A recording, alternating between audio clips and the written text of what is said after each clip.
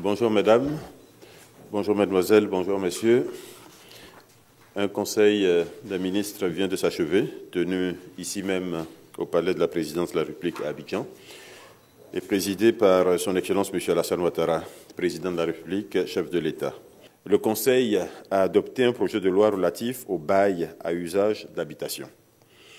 Ce projet de loi vise à réformer la législation en vigueur en matière de baux à usage d'administration, afin d'adapter cette législation aux réalités nouvelles que connaît notre pays, réalités qui sont la faiblesse de l'offre de logements à usage d'habitation et contraintes fortes d'accès au logement par un grand nombre de nos concitoyens. Ce dispositif a pour objectif de réguler au mieux les rapports entre le bailleur et le locataire, d'encadrer durablement les montants des loyers et de simplifier, de sécuriser la location et surtout de rééquilibrer les coûts de location des logements. Ainsi, ce projet de loi encadre désormais strictement le paiement des loyers d'avance ainsi que la garantie locative, ce qui s'appelle communément la caution, désormais limitée à 2 mois au maximum du loyer. La garantie locative doit être remboursée au locataire dans un délai de 1 mois après la restitution des clés, déduction faite, le cas échéant, des sommes restant dues au bailleur, le loyer non réglé ou éventuellement des travaux à effectuer. En cas d'insuffisance du dépôt de garantie, cela est à noter également, pour compenser les frais de réparation et les dépenses effectuées par le bailleur, celui-ci, donc le bailleur, peut engager une action en responsabilité contre le locataire.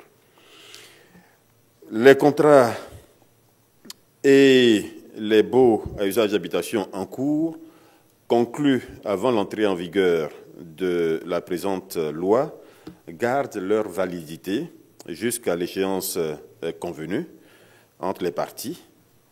Mais par contre, il est important d'indiquer que les bailleurs et les locataires, puisqu'il s'agit d'un contrat, disposent d'un délai de 6 mois pour se conformer aux dispositions de la présente loi. Par ailleurs, le paiement de sommes autres que celles prévues par la loi, donc cette loi, constituera désormais une infraction fiscale et sanctionnée en tant que telle. Au titre du ministère d'État, ministère de l'Intérieur et de la Sécurité, le Conseil a adopté une communication relative à la suspension du président du Conseil régional du Hambol. Il faut dire que le 23 juin 2017, 19 conseillers régionaux sur les 31 que compte le Conseil régional du Hambol ont saisi par courrier le ministère d'État, le ministère de l'Intérieur et de la Sécurité, à l'effet de demander la destitution du président du Conseil régional du Hambol. Le malaise créé par le président ainsi qu'il est décrit par les demandeurs dans leur correspondance montre qu'il y a de graves dissensions au sein du Conseil, dissensions qui mettent en péril la gestion et le fonctionnement normal de cette collectivité. Et ces dissensions sont aujourd'hui susceptibles de mettre à mal la paix, la cohésion sociale dans la région et d'entraîner des troubles à l'ordre public. Il s'agit donc pour le ministère d'État, le ministère de l'Intérieur et de la Sécurité ici, de prendre des mesures conservatoires pour éviter que la situation ne s'aggrave et également des mesures pour éviter le blocage du fonctionnement du Conseil régional du Hambol. Donc le Conseil a autorisé le ministre d'État, le ministre de l'Intérieur et de la Sécurité à procéder donc par arrêté à cette suspension. Vous savez, le gouvernement, face à toutes les questions qui se posent à lui, essaie de prendre les mesures ou les décisions qui vont dans le sens de l'intérêt général. Donc, c'est des mesures qui profitent au maximum d'Ivoiriens.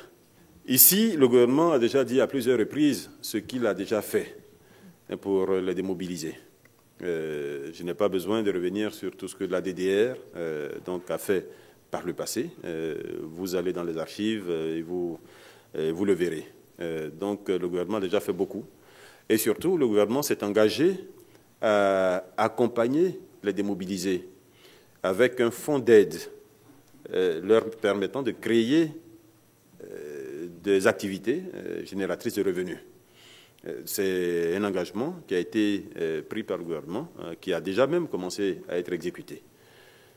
Au-delà de tout cela, ce que le gouvernement déplore, c'est le mode de contestation, la façon dont ces personnes-là réclament ce qu'elles pensent leur être dû. Le gouvernement pense que tout cela peut se faire dans une forme qui préserve l'intérêt général. Donc bloquer les routes, perturber l'activité économique, menacer des gens, ce ne sont pas de bonnes formes de revendication, quelle que soit la légitimité de la revendication. Ce qui a donc conduit aux mesures qui ont été prises par le gouvernement pour éviter justement de gêner davantage les populations ivoiriennes. Donc, les discussions, j'allais dire, vous demandez si elles sont toujours en cours, les discussions ne s'arrêtent jamais. Enfin, tant qu'il y a des sujets à discuter, le gouvernement est ouvert à discuter. Mais en même temps, sur certaines questions, le gouvernement a une position, a déjà donné sa position et restera sur sa position.